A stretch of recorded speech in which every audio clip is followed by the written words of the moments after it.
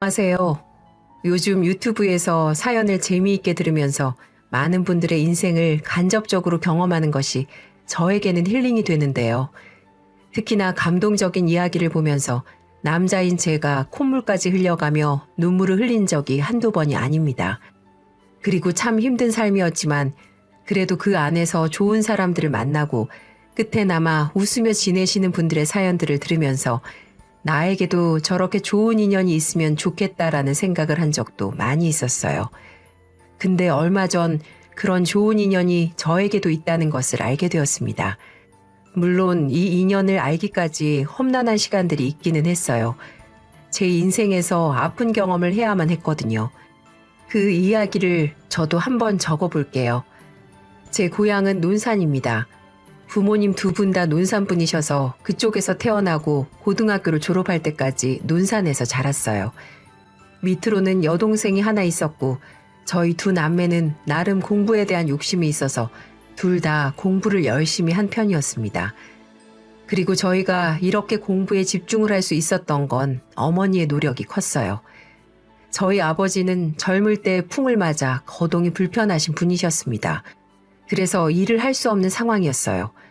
겨우 혼자 힘으로 젓가락질하고 화장실만 왔다 갔다 하시는 수준이었기 때문에 항상 집에만 머물러 계셨죠. 그래서 어머니가 홀로 시장에서 순대국밥집을 운영하며 저희를 먹여 살리셨죠. 다행히도 어머니는 요리 솜씨가 좋아 순대국밥집 장사가 잘 되는 편이었고 가게에서 같이 일하시는 한 분만 두고 두 분이서 시장 국밥집 장사를 거뜬히 해내셨어요. 저희는 학교에 갔다가 집에 와서는 아버지 저녁을 차려 드시고 간간히 심부름을 하며 계속해서 공부만 했습니다. 그럼 엄마는 늦게까지 장사를 마치시고 다음날 장사 준비까지 마무리하신 다음에 12시가 다 돼서야 집에 들어오셨어요. 집에 오실 때는 그날 팔고 남은 순대국밥을 항상 들고 오셨습니다. 어릴 때부터 계속해서 먹었던 순대국밥이라 그런지 저나 제 동생이나 국밥을 그렇게 잘 먹는 편은 아니었습니다. 오히려 질리게 먹어서 좀 싫어하는 편이었는데 그래도 늦은 시간 공부를 하다가 배가 고프면 그게 또 먹히곤 했어서 가끔씩 즐기곤 했습니다. 남은 건 오로지 다음날 아버지 아침이었어요. 때로는 저희도 학교 가기 전에 먹고 등교를 하기도 했고요. 그래서 저와 제 동생은 성인이 되어서도 국밥을 잘 찾지 않았습니다. 그렇게 유년 시절과 학창 시절을 보내고 나서 저희 둘 다 서울권으로 대학을 들어가게 되었습니다. 동생은 여대 간호과로 진학을 했고 저는 회계학과로 들어갔어요. 둘 다 나름 취업이 잘 되고 돈도 잘 벌고 전망이 좋다는 곳을 골라서 들어갔죠. 저와 동생은 서울에서 성공해서 어머니에게 효도하는 게 가장 큰 목표였습니다. 서울에서는 동생과 학교가 가까운 편이라 같이 자취를 하면서 지냈어요. 게다가 저희 엄마는 식당 일을 하면서 저희 등록금까지도 모두 다 마련을 해두셨기 때문에 등록비 걱정 없이 그냥 알바만 하면서 저희 생활비를 메꾸고 용돈 벌어가며 큰 고생하지 않고 졸업까지 잘 마칠 수 있었어요. 이건 모두 다 100% 어머니의 노력 덕분이었습니다. 졸업 후에는 동생도 저도 바로 취직이 되었습니다. 동생은 대학병원으로 들어갔고 저는 회계사무소에서 일을 하면서 지냈어요. 둘 다 어느 정도 직장에서 자리를 잡고 엄마에게 용돈까지 보내드릴 수 있는 상황이 되었을 때쯤 동생이 결혼을 하게 되었습니다. 병원에서 환자로 만난 사람이었는데 다리가 부러져 입원을 한 상황에서 동생이 담당 간호사가 되면서 정이 들었나 보더라고요. 저는 그동안 심심치 않게 연애를 하고 있었지만 마지막 연애를 끝으로 2년 정도 아무도 만나지 않고 있었어요. 그러다가 제가 일하는 회계사 사무실의 대표님께서 평소 성실하고 일을 열심히 잘한다고 봐주시면서 잘 챙겨주셨었는데 어느 날은 대표님의 외동딸을 저에게 소개시켜 주셨습니다. 하나밖에 없는 외동딸인데 저라면 믿고 맡길 수 있을 것 같다면서 말이에요. 근데 저도 그 딸이 나쁘지 않았습니다. 종종 대표님의 집에서 회식을 할 때마다 한 번씩 건너 봤었는데 얼굴도 예쁘고 당차고 야무져 보이는 모습이 마음에 들었었거든요. 그래서 대표님의 소개를 통해 저는 그녀와 만나게 되었고 연애를 2년 정도 한 뒤에 결혼까지 하게 되었습니다. 감사하게도 대표님 부부는 어렵게 순댓국 장사를 하시고 풍으로 아프신 아버지가 계시는 저의 환경에도 아랑곳 않고 받아주셨어요. 아내도 한 번씩 논산에 갈 때마다 저희 엄마한테 싹싹하게 잘하는 모습도 보여주고 저희 아버지를 뵙고도 어려워하지 않는 모습에 고마움을 느끼게 되면서 더욱 결혼을 결심하게 되었죠. 하지만 그 모든 것은 결혼을 하고 나서 진짜 아내의 실체를 알게 되면서 모든 마음들이 다 무너지게 되었습니다. 초반에 신혼을 즐길 때까지는 모든 것이 좋았습니다. 사랑하는 연인과 데이트 후에 따로 헤어지지 않아도 같은 곳에서 쭉 있을 수 있다는 게 저에게는 정말 큰 행복이었어요. 하지만 점점 서로 다른 인생을 살아온 탓에 하나 둘 부딪히는 부분들이 생겨나기 시작했고 어느 순간부터는 아내와 한 집에 있는 게 버거워지게 되는 때가 오게 되었습니다. 우선 아내는 씀씀이가 너무 컸습니다. 허도 정말 너무 컸어요. 그동안은 연애를 하면서 돈을 잘 쓴다는 것은 알고 있었지만 그건 어디까지나 연애를 하던 시절이고 재정을 각자 관리를 하고 있던 때였기 때문에 크게 문제가 되지 않았었어요. 하지만 막상 결혼을 하고 나니까 아내는 제 분수보다도 더 넘게 돈을 쓰고 있었고 그건 저희의 생활비에도 영향을 미치는 수준이 될 정도였어요. 결혼 후에는 경제적인 부분을 모두 합쳐서 생활비를 남기고 저축과 여러 가지 경제적인 관리를 함께 해왔기 때문에 저는 몇 번 참아주다가 도를 넘어갔을 때 한 번 이야기를 했습니다. 여보, 당신 이제 좀 쇼핑을 그만해야 할 것 같아. 저번 달만 해도 이미 적지 않은 내 월급까지 다 탕진할 만큼 지출 세게 했잖아. 물론 당신도 벌기는 하지만 우리 앞으로 아이 계획도 있고 점점 좋은 집으로도 이사가고 노후 준비까지 해야 하는데 이런 식으로 돈 쓰다가는 아무것도 못하게 생겼어. 당신 진짜 치사하다. 나한테 그깟 월급 쓰는 게 그렇게 어려워? 내가 뭐 쓸데없는 거 사? 다 우리한테 필요한 거 사는 거잖아. 우리한테 필요한 게 아니라 당신한테 필요한 거겠지. 그리고 이미 당신한테는 필요한 게 다 있는데도 더 사고 싶어서 사는 걸 테고 어제만 봐도 명품 가방이 그렇게 많은데 또 하나 사온 것 같더만. 도대체 언제까지 그렇게 규모 없이 돈 쓰고 다닐 거야? 쫌팽이 진짜. 나도 돈 벌잖아. 내 돈도 당신이 다 가져다가 생활비로 쓰면서 이깟 거 하나 못 사게 해? 그게 아니잖아. 당신 사고 싶은 거 한 번쯤 사는 건 뭐라고 안 해. 그러라고 돈 버는 거니까. 근데 이제 좀 적당히 쓰자는 거야. 아, 알았어. 되게 잔소리하네 진짜. 우리 아빠도 안 하던 잔소리를 왜 당신이 하고 있어? 치사하게. 이번 달부터는 아빠한테 내 카드값 내달라고 할 테니까 걱정하지 마. 저는 순간 어이가 없었습니다. 이제는 독립해서 알아서 살아야 할 결혼한 딸이 아빠한테 카드값을 내달라고 한다뇨. 이건 저에게 있어서는 용납이 안 되는 일이었습니다. 뭐? 절대 안 돼. 당신이 애야? 아직도 20살 대학생이야 뭐야. 이제 장성에서 출가했으면 당신 수준에 맞게 살아야 할 것 아니야. 장인어른한테 돈 내달라고 하기만 해? 가만 안 둘 줄 알아. 저는 말도 안 되는 아내의 말에 큰 소리를 냈습니다. 저희는 싸우는 한이 있어도 제가 아내에게 소리를 친 적은 없었기 때문에 아내는 제가 화를 낸 것에 대해 매우 당황한 듯 했어요. 그리고 그게 좀 먹혔는지 그 다음부터는 저의 눈치를 보면서 조금씩 덜 쓰는 듯 했습니다. 그래도 여전히 우리 수준에서는 씀씀이가 큰 편이긴 했지만 저도 사람이 한 번에 바뀔 수는 없다고 생각했기 때문에 우선은 그 정도로 끝냈어요. 또 진짜로 아내가 그만큼 쓴다고 해서 생활이 어려워지는 것도 아니었으니까요. 하지만 아내는 결혼 전에는 보여주지 않았던 모습들을 하나둘 양파 껍질 벗겨내듯 보여주고 있었고 그때마다 저는 실망감을 감출 수가 없었습니다. 한 번은 오랜만에 외식하러 식당에 갔는데 식당 종업원이 실수로 아내에게 물을 쏟는 일이 생겼습니다. 그때 제가 알던 아내라면 괜찮다고 하며 옷에 튄 물을 바로 닦고 끝냈을 텐데 결혼 후 변해버린 아내는 종업원에게 불같이 화를 내고 있었어요. 아, 이봐요. 눈을 어디다 달고 다니는 거야? 미쳤어? 이 옷이 얼마짜린데? 당신 월급 다 털어도 못 사는 옷이라고. 짜증나게 진짜. 정말 죄송합니다. 죄송합니다. 아, 몰라. 당장 물어내. 돈이 없으면 세탁비라도 주던가. 아내는 그저 물이 조금 튄 것 가지고 식당이 떠나가라 소리를 치고 있었습니다. 저는 창피하기도 하고 무안하기도 해서 얼른 아내를 말렸어요. 여보, 당신 왜 그래? 그냥 물 조금 튄 거잖아. 닦아내면 끝인 걸 뭘 그렇게까지 화를 내? 그만해 이제. 아가씨, 괜찮으니까 가보세요. 저희가 알아서 할게요. 그럴 수도 있죠.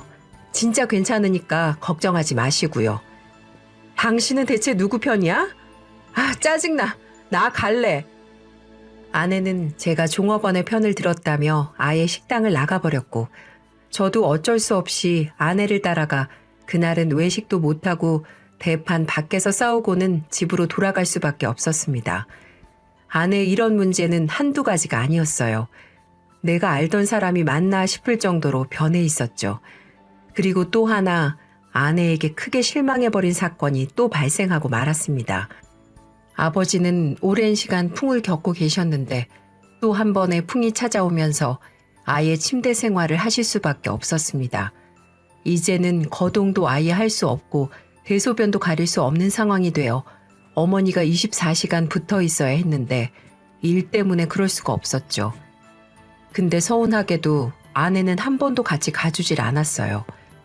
당신 이번에도 논산에 안 내려가 볼 거야? 그래도 명색이 당신 시아버지인데 어떻게 얼굴 한 번을 안 비추려고 그래? 어차피 아프셔서 뭐 대화도 잘 안 된다며 내가 가서 뭘 하겠어? 당신이나 갔다 와. 어머니도 계시잖아. 갈 때마다 당신 궁금해 하신단 말이야. 주말에 할 것도 없는데 이번은 좀 같이 가지? 아, 진짜 당신 왜 그래? 당신은 남편이 돼가지고 시댁에 그렇게 못 데리고 가서 안달이야? 요즘은 시댁에서 오라 그래도 남편들이 알아서 다 커버해 주던데 참 유난이야 진짜. 별스러워. 명절 때 찾아뵙겠다고 하고서 그냥 당신 혼자 가.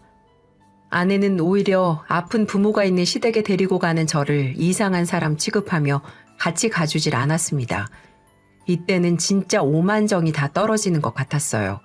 심지어 결국에 아버지가 돌아가시고 나서 장례를 치르는 동안에도 아내는 첫날 잠깐 내려오고는 그마저도 힘들다며 일을 빠질 수 없다는 핑계로 서울로 올라가 버렸어요. 아버지를 잃은 저와 남편을 잃은 본인의 시어머니의 아픔을 위로해주기는커녕 같이 있어주지도 않은 채 매정하게 올라가 버린 아내에게 더 이상 사랑하는 감정을 느낄 수 없을 거라고 생각했습니다. 그래서 저는 장례를 마치고 논산으로 갔다가 올라가는 길에 아내에게 더 이상은 같이 못 살겠다고 말하려고 했습니다. 아내에게 정말 큰 실망을 했거든요. 게다가 지금까지 아내가 저에게 보여준 실망스러운 모습들도 많았고요.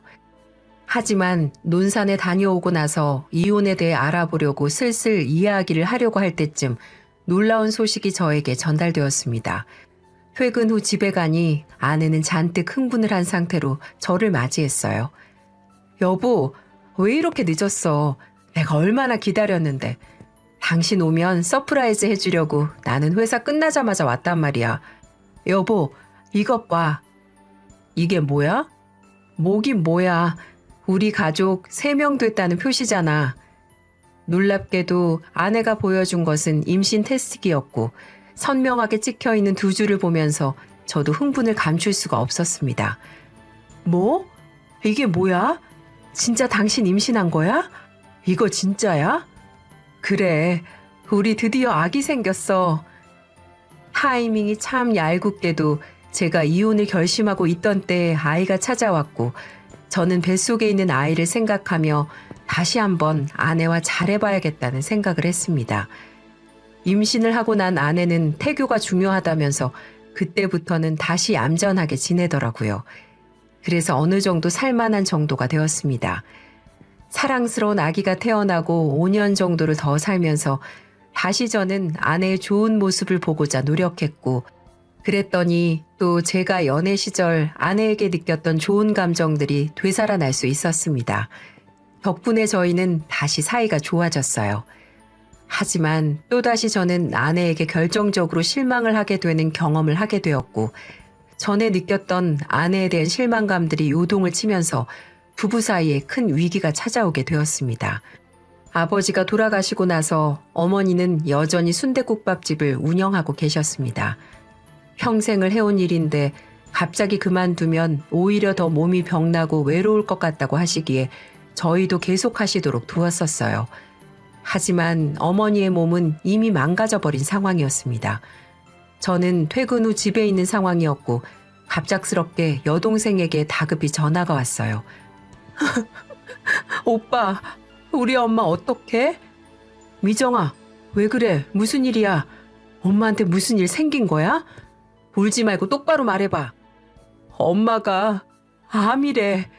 엄마가 자꾸만 속이 불편하다고 하고 몸이 좀 무겁다고 하길래 내가 의심스러워서 건강검진 받아보라고 했었는데 미루고 미루다 이제야 받아놓고는 위암 판정 받으셨어. 우리 엄마 불쌍해서 어떡해.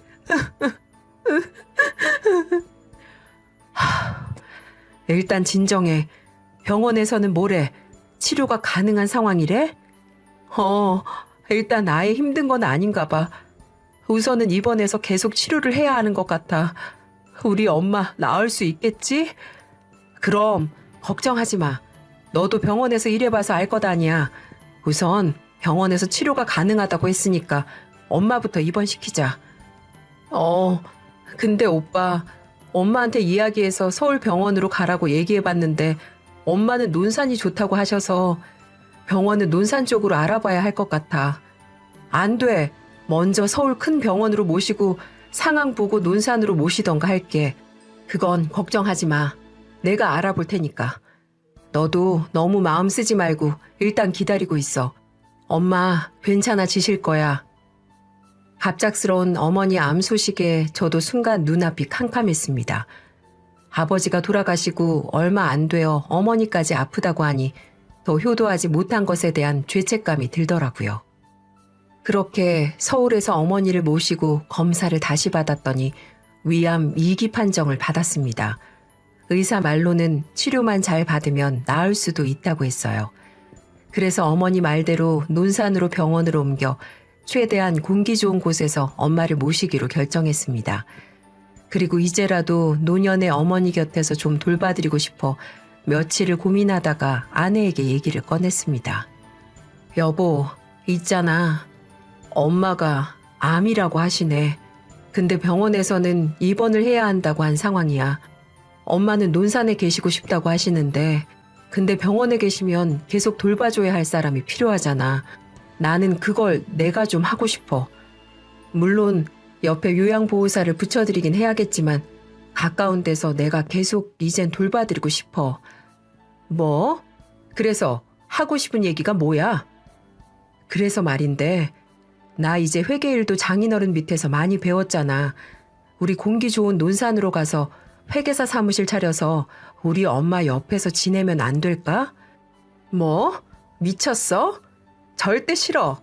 내가 왜 그딴 깡시골에 가야 하는데 명절에 한 번씩 내려가는 것도 싫어서 환장할 뻔했는데 거길 아예 내려가자고? 절대 안 가.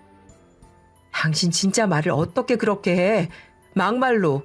당신 우리 아버지 아프시고 돌아가실 때도 얼마나 얼굴 비쳤는데 한 번이라도 갔어? 장례식장에서도 첫날에만 얼굴 비추고는 바로 올라와 버렸잖아. 그거야 당연한 거 아니야? 내가 왜 당신 아버지까지 돌봐야 하는 건데. 근데 그것도 모자라서 이제는 아픈 시어머니까지 모시라고? 절대 싫어. 모시라는 게 아니잖아. 간호는 내가 할 테니까 그냥 논산으로 가자고만 하는 것뿐인데 그게 그렇게 싫어? 싫어. 나는 절대 못 가니까 그렇게 알고 정 가고 싶으면 나랑 이혼하고 가든가. 부모야 언젠가는 죽는 거 아니야? 당신은 뭐가 그렇게 효자라서 아픈 아빠의 엄마까지 케어 못해서 안달인데 나한테나 신경 써. 지금 당신 옆에서 살고 있는 건 나잖아. 아내는 결국에는 자식으로 하면 안 되는 말까지 꺼내게 되었고 저는 이런 경우 없는 사람과는 다시는 살 수 없다는 결론을 맺게 되었습니다. 그래서 저도 곧바로 이혼하자고 했어요. 당신 말 진짜 그렇게밖에 못해? 그래, 그럼 이혼해. 당장 이혼하자고. 내가 진작에 당신이랑 갈라섰어야 했는데 참 내 인생이 후회스럽다. 이혼해. 아내는 제가 진짜로 이혼을 하자고 할 줄은 몰랐는지 제 대답에 당황하는 눈치였습니다. 하지만 이내 동의를 했어요. 그래, 해, 이혼. 나도 당신 같은 사람 필요 없으니까. 아내는 순간 화가 나 저한테 그렇게 이야기를 한 건지 몰라도 저는 진심이었습니다. 진심으로 이런 여자와는 살고 싶지 않았어요. 그래서 이혼 소송을 곧바로 준비했어요. 근데 아내는 저와 이혼을 준비하면서 저한테 이혼당하는 게 많이 억울한 듯 했습니다. 저도 모르는 사이에 어머니에게 찾아가 한바탕 했더라고요. 그 사실을 알게 된 건 어머니를 통해서였습니다. 저는 일을 하던 중에 울면서 전화를 거신 어머니 목소리에 놀라며 전화를 받았어요. 어머니, 무슨 일이세요? 왜 그렇게 우시는 거예요? 참, 내가 며느리 복이 없어도 이렇게 없을까? 오늘 네 마누라 찾아왔었어. 아주 지금까지 한바탕 하다가 이제야 갔다. 너 그동안 얘랑 어떻게 산 거냐? 내가 진짜 서러워서. 무슨 일이신데요? 글쎄, 얘가 나한테 와서 뭘 하는 줄 아냐? 죽을 거면 혼자 곱게 죽지. 왜 자기 이혼당하게 만드냐면서. 왜 본인 인생을 망치냐면서. 차라리 이럴 거면 혼자 조용히 죽어버리지 그랬냐면서 아주 막말을 퍼붓더라. 병원에서도 다 찾아와서 구경할 만큼 아주 과관도 아니었어. 내가 이런 모욕까지 받아야겠니? 어? 저는 어머니의 이야기를 듣고는 화를 참을 수 없었습니다. 이 미친 여자를 더 이상은 용서할 수 없었어요. 그래서 논산에서 한창 집으로 오고 있을 아내에게 올라올 때까지 기다릴 수도 없어서 전화를 걸었습니다. 저는 전화를 걸어 아내에게 용투름을 내듯 화를 냈어요. 이 미친 여자야, 네가 그러고도 인간이야? 어디서 할 짓이 없어서 부모 가슴에 대못을 박아? 어디서 그따위로 말하는 건데? 우리 엄마가 왜 뒤져야 하는데? 개념이라고는 없고 뇌라고는 아무짝에도 쓸모없는 너나 죽어버려. 너나 되져버리란 말이야. 한 번만 더 우리 엄마한테 찾아가서 그따위 소리나 해대봐. 그땐 내가 너 가만 안 둬. 저는 아내에게 제 할 말만 해버리고는 전화를 끊어버렸습니다. 그리고 그날로 빠르게 아내와의 이혼을 진행하고자 했습니다. 하지만 재산 분할 문제가 걸려서 쉽게 해결이 되지 않았습니다. 그렇게 한 달이 넘게 이혼 소송이 진행되었습니다. 저는 하루빨리 이혼을 결정하고 싶었어요. 이혼 소송이 늦어지는 이유는 바로 아이 때문이었습니다. 평소에 아이도 잘 돌보지 않은 여자가 아이를 놓고 나가라고 하더군요. 하지만 저런 미친 여자한테 우리 딸을 맡길 수가 없었어요. 그러다 보니 긴 싸움이 시작되었습니다. 하지만 2달 후 우리는 결국 이별을 하게 되었습니다. 이혼했냐고요? 아니요. 어느 날 일을 하는 도중 한 통의 전화를 받게 되었습니다. 전 그 전화를 받고 깜짝 놀라 뭐라고요? 라고 소리를 지르고 말았어요. 바로 그 전화는 아내가 고속도로에서 교통사고가 나 사망을 했다는 전화였습니다. 네, 뭐라고요? 제 아내가 왜요? 우선 여기 강원도 병원인데 이리로 좀 오셔야 할 것 같습니다. 아내분이 맞는지 직접 확인하신 다음 저희가 시신을 가족분들에게 인계를 해드리겠습니다. 너무 충격적이었어요. 전 너무 놀라 곧바로 병원으로 달려갔습니다. 병원에 가니 제 아내가 맞았습니다. 아내분이 어떤 남자분과 한 차에서 발견이 됐어요. 나중에 블랙박스를 봐야 알겠지만 어떻게 사고가 났는지 저희도 원인 파악을 해봐야 될 것 같습니다. 저는 그 남자의 정체가 궁금해서 블랙박스 내용을 틀어봤어요. 두 사람의 모습이 카메라 안에 담기지는 않았지만 둘의 대화가 고스란히 녹화가 되어 있었습니다.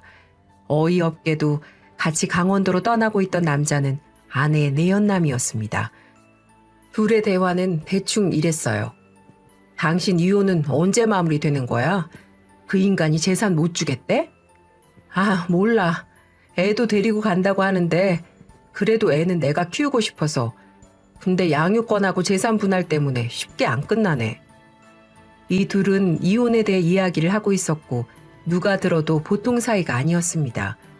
그리고 누가 봐도 연인인 것처럼 보이는 애교 섞인 말, 다정한 말, 강원도 속초에 놀러가서 좋은 시간 갖자는 등 이런저런 얘기가 담겨져 있었습니다. 저는 이 이야기를 들으니 이미 이 세상을 떠난 아내가 너무 원망스러웠어요. 정말 아내가 어머니에게 하는 꼴을 보고 이혼 선언하면서 그냥 제발 너 같은 건 죽으라고 말을 했었는데 정말로 이렇게 죽음으로 발견이 될 줄 몰랐어요. 괜한 자책감마저 들었습니다. 내가 말을 함부로 해서 아내가 이런 꼴을 당한 게 아닌지. 사고는 터널에서 빗길에 미끄러지면서 화물차와 부딪히면서 사고가 난 것 같아 보였습니다.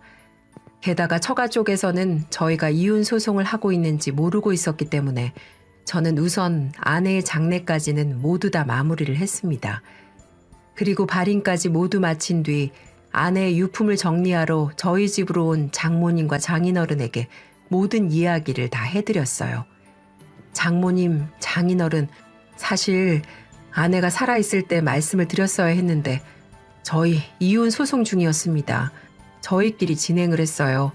죄송합니다. 그래, 왜 말하지 않았니? 이미 이혼은 거의 마무리됐고 솔직히 말해서 그동안 아내가 한 행동들이 너무 미워서 재산 분할이라도 제대로 받을 생각이었는데 아내가 죽은 게 꼭 저 때문인 것 같아 저는 어떤 재산도 안 받기로 했습니다. 저희 소송 걸려있던 게 아내 명의로 되어 있던 아파트였는데 그거 아버님이 예전에 아내에게 사주시고 저희 신혼집으로 하라고 하셨잖아요. 그거 요즘 시세 보니 많이 올라서 30억이 넘더라고요. 그 30억짜리 아파트 좀 조금이라도 더 받아보겠다고 아둥바둥한 제 자신도 부끄럽고 해서 모든 재산은 다 포기할게요. 딸만 제가 키우게 해주세요. 이 사람아, 어떻게 그렇게 매정한가? 딸이 밉다고 우리까지 미워할 셈이야? 자네보다 우리가 더 내 자식에 대해서 잘 알고 있지 않나. 사실 내가 자네한테 우리 딸을 맡긴 것도 망나니 같은 우리 딸 성실하고 착한 자네가 잡아줬으면 해서였어. 하지만 결국에는 지가 지 인생을 이렇게 망쳐버렸지. 복덩이를 걷어차고 말이야. 오히려 내가 자네 인생을 내 딸로 인해 망친 것 같아 미안해. 아니요. 장인어른 그런 말씀 마세요. 저는 그래도 결혼 전까지 연애를 하면서 행복했습니다. 좋은 사람이라고 느꼈어요. 그치 좋지 않게 됐지만 그것도 제가 부족한 탓이겠죠. 그러니 그런 말씀 마시고 그냥 제 뜻대로만 마무리가 되게 해주세요. 그렇게는 안 되겠네. 하나밖에 없는 외동딸이 저 세상으로 간 마당에 이제 우리한테 남은 자식은 자네랑 우리 손녀딸밖에 없는데 어떻게 이렇게 매정하게 돌아서려고 해. 어차피 그는 이미 자네 거네. 우리가 딸 명의로 주긴 했지만 어디까지나 자네와 함께 잘 살길 바라는 마음으로 준 거니 자네 거나 마찬가지야. 그러니까 그건 사양 말고 받아주게. 우리 손녀딸도 그걸로 부족함 없이 살았으면 하고. 장인어른, 장모님 정말 감사합니다.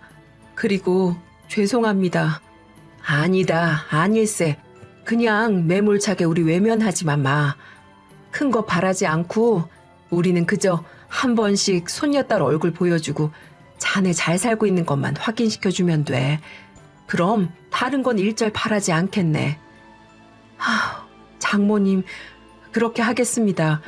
저희 어머님처럼 장모님 장인어른을 제 부모님이라 생각하고 제가 잘 모실게요. 그렇게 하겠습니다. 간절한 장모님과 장인어른의 말씀에 저는 아내를 향한 미움과 죄책감을 씻어내릴 수 있었습니다.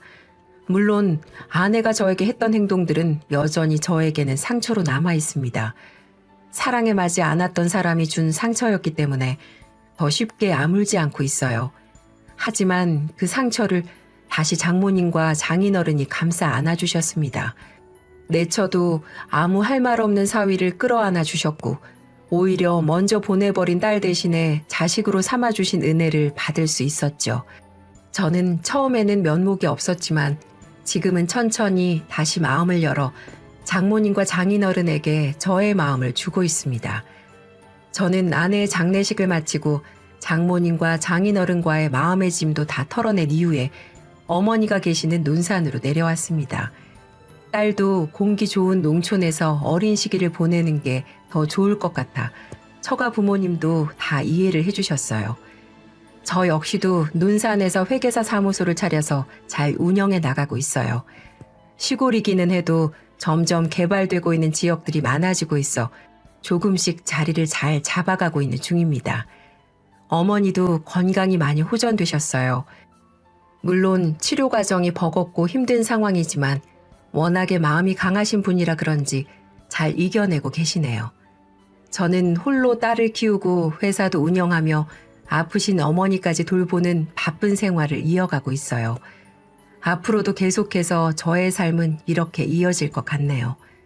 비록 엄마 없이 자라는 우리 아이를 볼 때마다 미안하고 가슴이 아프기는 하지만 그래도 해맑은 미소를 잃지 않으며 저를 꼭 안아주는 딸 때문에 큰 행복을 느끼고 있습니다. 저는 큰 아픔을 통해서 장모님과 장인어른이라는 좋은 부모님을 얻게 되어 오히려 더 감사한 마음을 가지고 있어요. 여러분에게도 좋은 인연들이 나타나길 바라는 마음으로 늘 응원하겠습니다. 긴 사연 들어주셔서 감사합니다.